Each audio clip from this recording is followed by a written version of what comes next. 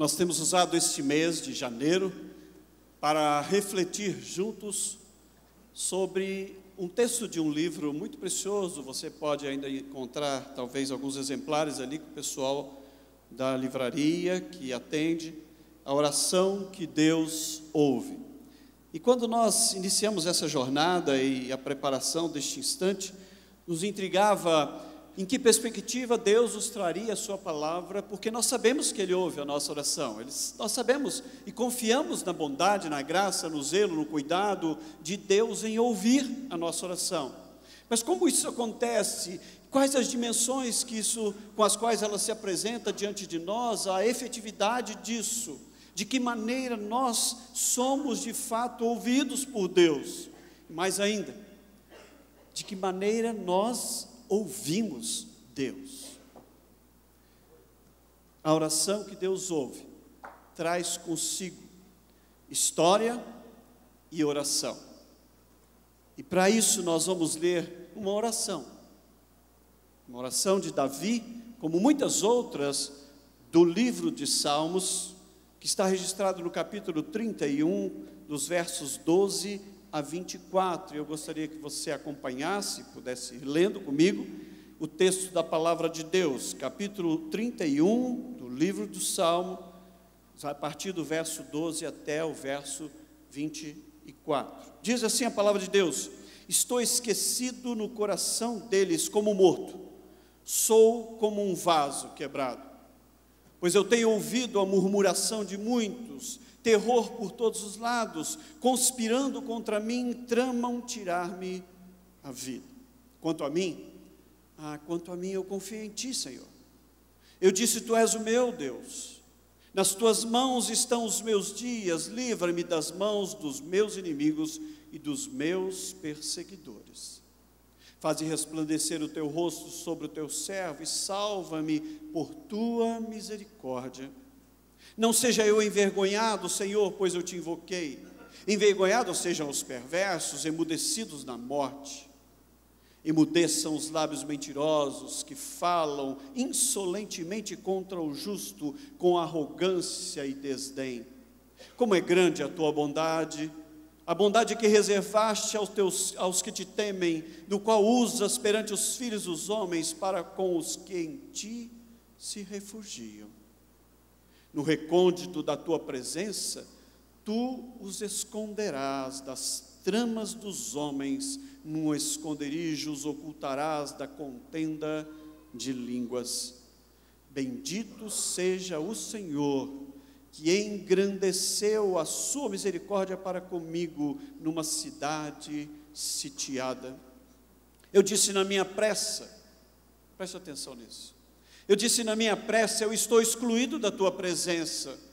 Não obstante, ouviste a minha súplice voz, quando eu clamei por Teu socorro. Amai o Senhor, vós todos os seus santos. O Senhor preserva os fiéis, mas retribui com largueza o soberbo. Sede forte e revigore-se o vosso coração, vós todos os que esperais no Senhor. Você pode ler comigo esse último versículo? Vamos ler em voz bem alta, todo mundo junto? Sede fortes e revigore-se o vosso coração, vós todos que esperais no Senhor. Esta série de reflexões sobre a oração que Deus ouve a partir do livro dos Salmos é um grande desafio. Lutero, o reformador, chama o livro de Salmos de uma pequena Bíblia. E é incrível a maneira como estas orações que se transformaram em canções usadas no templo pelo povo de Israel, usado pela igreja primitiva nos seus momentos de reunião, de culto, de adoração, nos seus encontros de comunhão uns com os outros, usada por Jesus, como lembrei no domingo passado, num momento como este de hoje, na ceia, quando ele pela última vez ceava com os seus discípulos. Diz o texto que depois de comerem e beberem, eles cantaram um hino e saíram para o Monte das Oliveiras. E cantar um hino significava cantar um salmo. E cantar um salmo significava cantar uma oração expressa no livro de Salmos. com clareza, foi a forma mais usada para a instrução do povo de Deus com respeito à oração, o livro de Salmos. Como lembramos também, medo, louvor, ansiedade, angústia, amor, mágoa, desespero, gratidão, pesar, dúvida, vingança, arrependimento, são sentimentos e expressões que de todas estas emoções e experiências humanas encontram o seu lugar no livro de Salmos. Desde os primeiros tempos da igreja primitiva, eles o cantavam. Nós aprendemos nessas reflexões que temos feito nesses últimos domingos, que orar é um movimento que vem de dentro para fora. Que vem de dentro para fora. Aprendemos ainda que orar é declarar a nossa fé. Aprendemos ainda que orar é deixar-se atingir pela própria palavra de Deus. Orar é percorrer o caminho, lendo esta palavra de Deus e deixando-a ler-nos. Aprendemos que a oração que Deus ouve usa uma linguagem que traduz intimidade no relacionamento pessoal com Deus. E além disso, ela revela o nosso amor e o nosso temor do nosso Deus.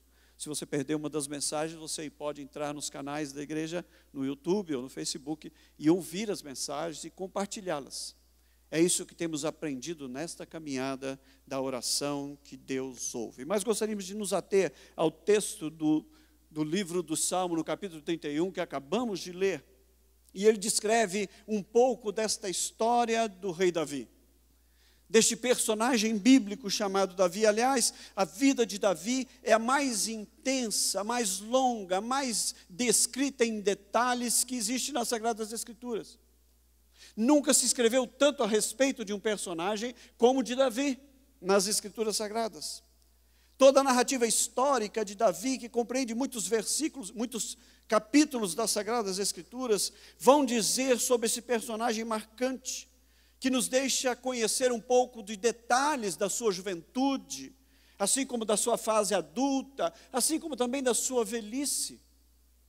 É incrível como há narrativas de quando ele ainda era um jovem adolescente, que vai levar o lanche para os seus irmãos no campo de batalha e se defronta com um personagem do inimigo dos filisteus, que era Golias, um homem gigantesco. E vendo todo aquele exército de Israel receber as zombarias dos seus inimigos, o confronto dos seus inimigos, ele se coloca como alguém para ir lutar contra um grande Golias.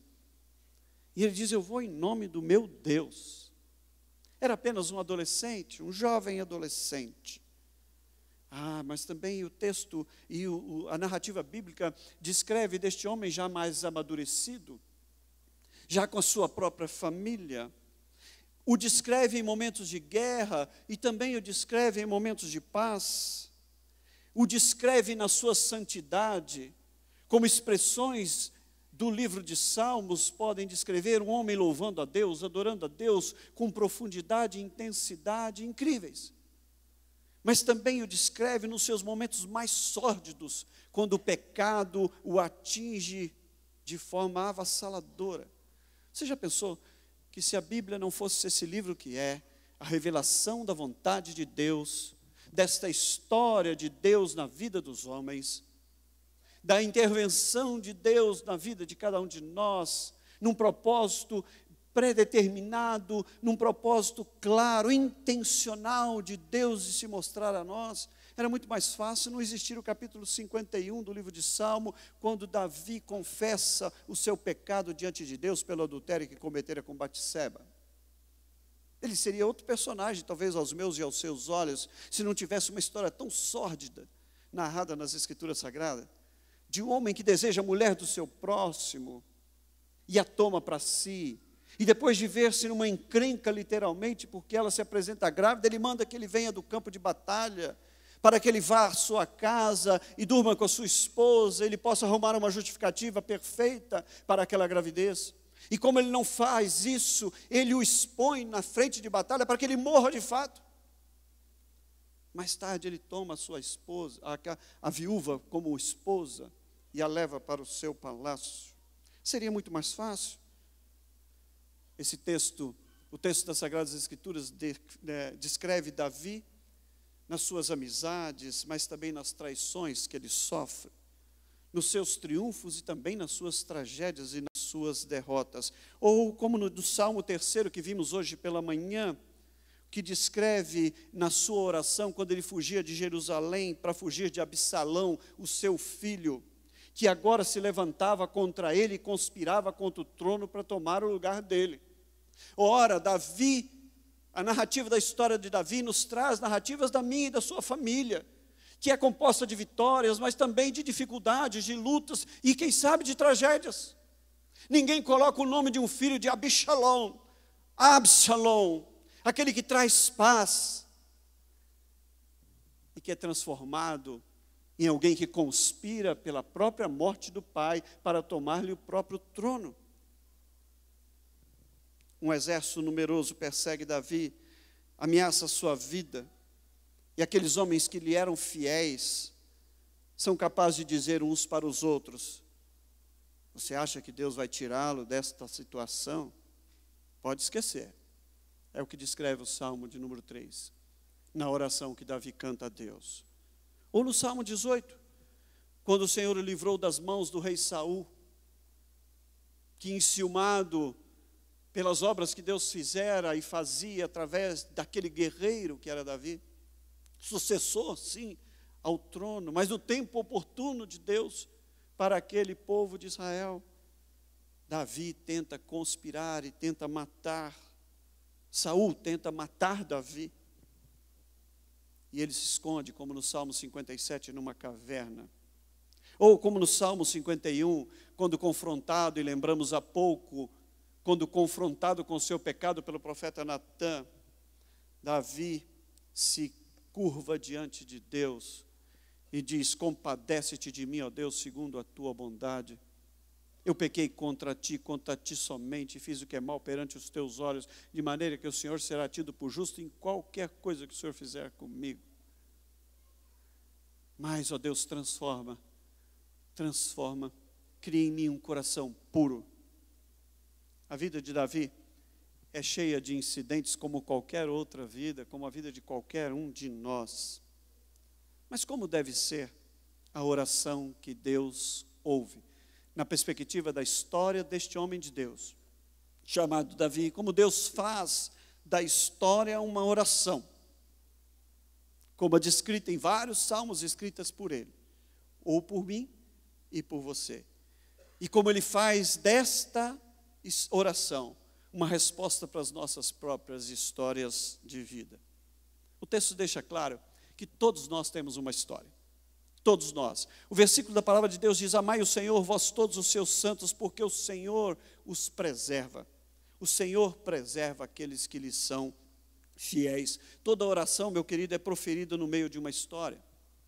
Você já se viu orando, ela descreve a sua história, o seu momento, a sua circunstância, os anseios do seu coração, os desejos da sua alma, e toda oração acontece dessa maneira. Não há oração sem história. É no meio delas que as orações acontecem. É no templo, é no dia a dia, é na nossa casa, é na nossa intimidade, na intimidade de cada um de nós. A oração será sempre revestida de histórias. E eu diria mais, é importante que seja assim, porque senão ela se torna apenas uma situação espiritualizada. Uma oração que traduz o nosso interior. É uma oração nua e crua, que vai descrevendo o nosso interior, o nosso âmago, como no exemplo de Davi. Se você quer conhecer a história de Davi, você vai para o texto de Samuel, para Crônicas, lá mostra o enredo de uma história. Mas se você quer conhecer a alma, o interior deste homem, você vai para as suas orações no livro de Salmos. É assim. Davi era alguém como a maioria de nós. Davi não era um profeta, um sacerdote do templo. Ele não era um sábio, que eram exatamente as 3 vocações religiosas daquela época. Não, Davi era um pastor de ovelhas, que cuidava das ovelhas de seu pai. Depois, mais tarde, se transforma num combatente militar.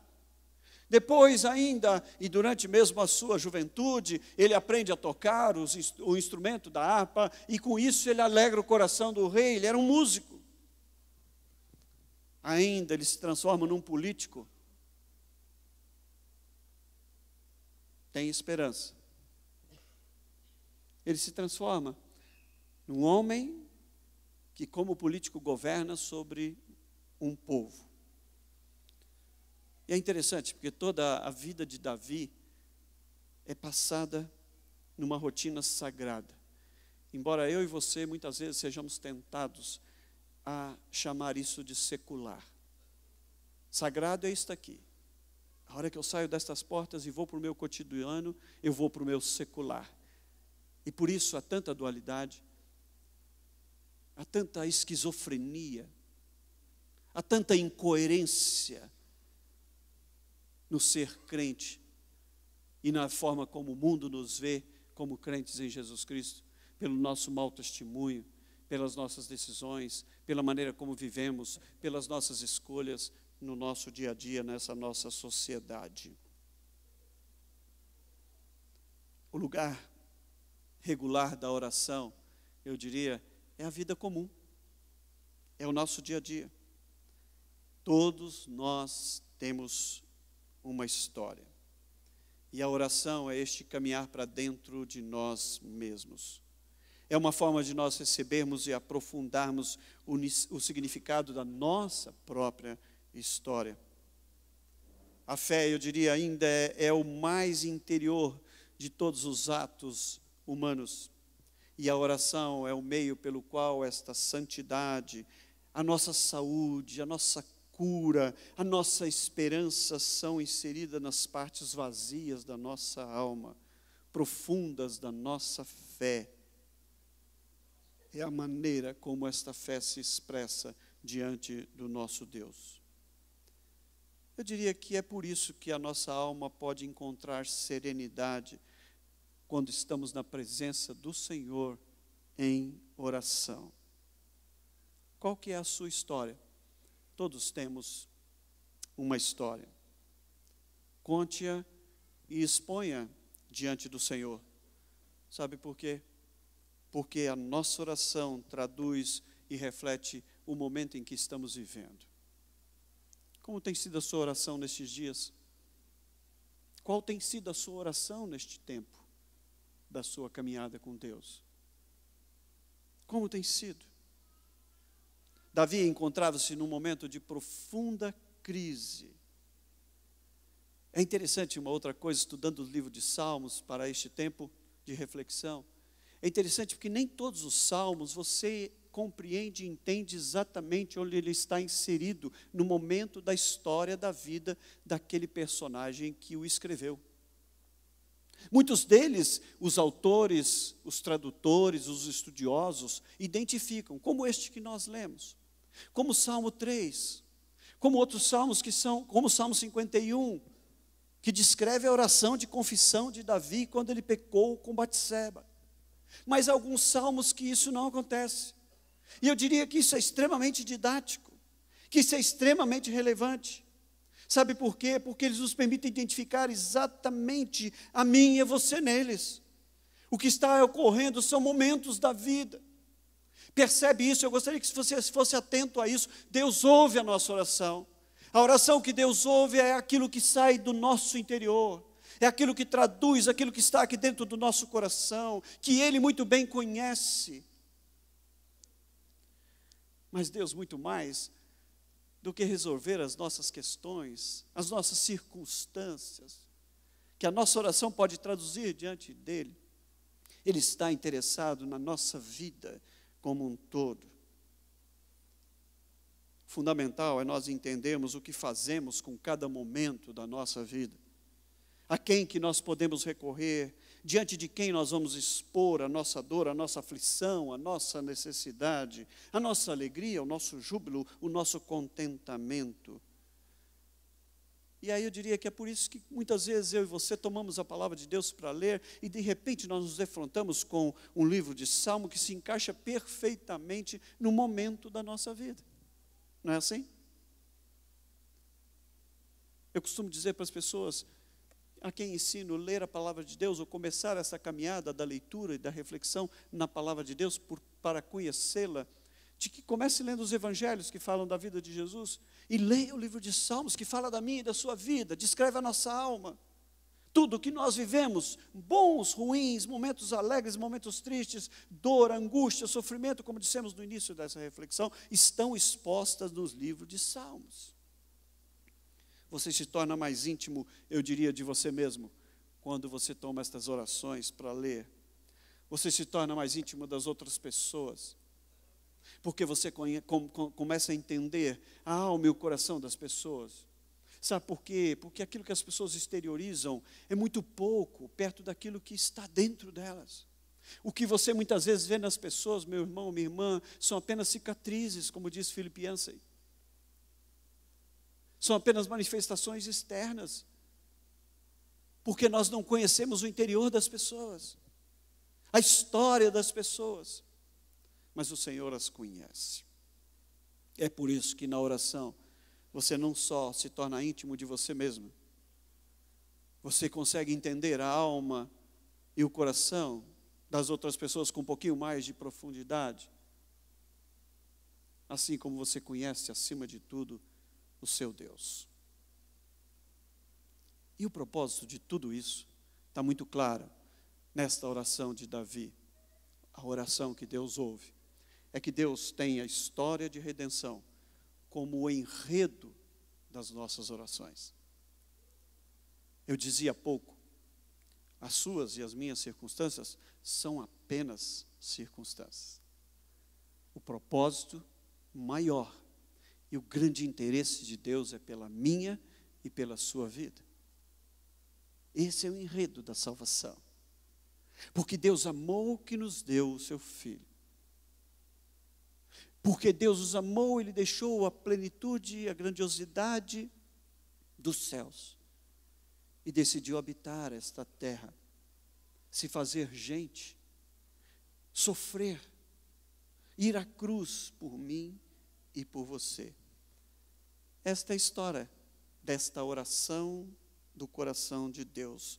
O verso 16 diz: faze resplandecer o teu rosto sobre o teu servo. Numa expressão da bênção araônica de Números capítulo 6. A redenção que nós temos em Deus pela obra eficaz de Jesus Cristo.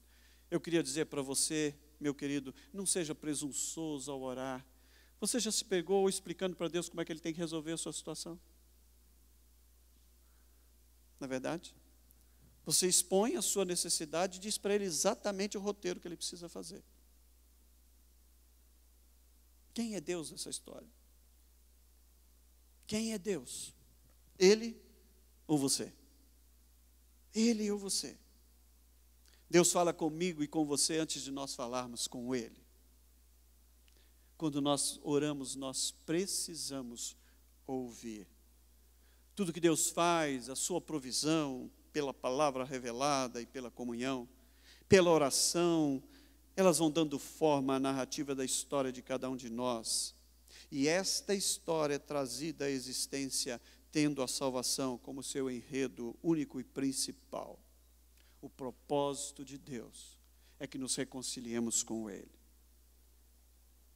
Eu diria ainda mais, a salvação é como que um esboço previsível. O preço já foi pago na cruz. Sem arrependimento, sem o derramar do sangue, não há salvação. Sem Cristo, não há salvação. Este é o enredo. Mas o meu e o seu caráter individual, na vivência dessa redenção, é esculpido nessa intimidade com Deus, que acontece através da oração. Que acontece através da oração. Esse transformar de Deus acontece através da oração. Jesus Cristo, no Evangelho de Mateus, no capítulo 20, Ele disse aos seus discípulos: nós estamos subindo para Jerusalém, e o Filho do Homem será entregue aos chefes dos sacerdotes e aos mestres da lei. Eles o condenarão à morte e o entregarão aos gentios para que zombem dele, o açoitem e o crucifiquem. No terceiro dia, no entanto, Ele ressuscitará. Todos têm uma história. Ele teve a história da redenção, minha e sua. Naquele caminhar para Jerusalém, naquele ser entregue aos homens, no ser condenado,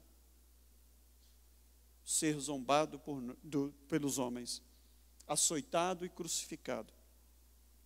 Ele teve a sua história no terceiro dia, quando ele ressuscitou, como penhor e certeza da nossa ressurreição para a vida eterna.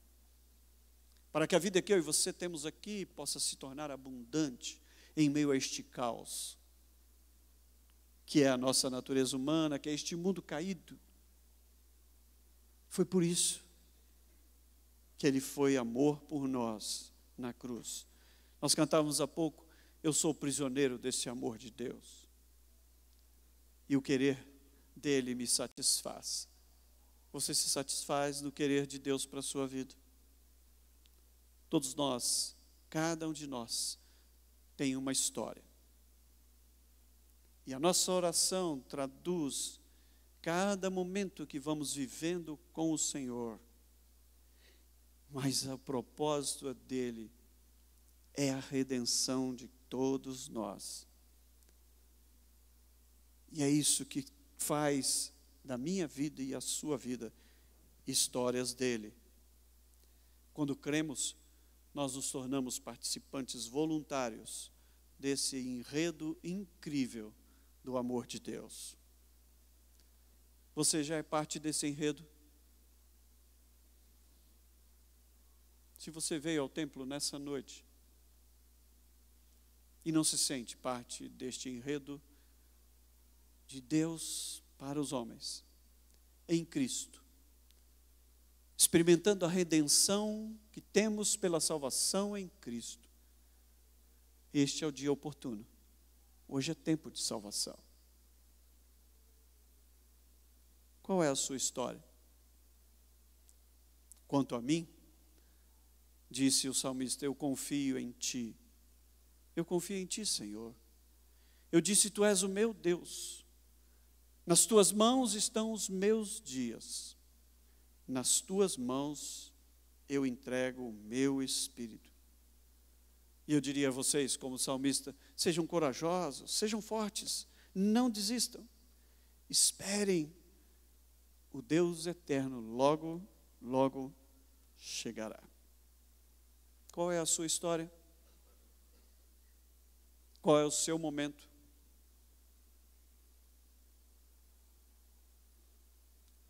Ele faz parte do enredo de Deus para a sua vida. Coloque isso diante do Senhor. Ao chegar ao templo nessa noite, você deve ter recebido uma folha como essa. E há um exercício muito interessante que aprendemos a fazer com os salmistas,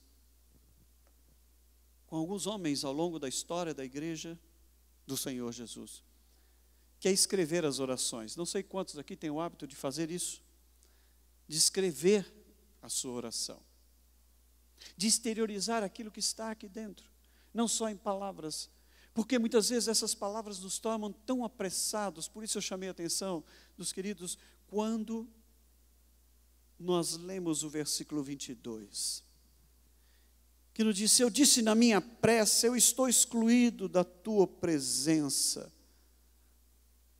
Você já se viu fazendo assim? Tão apressado?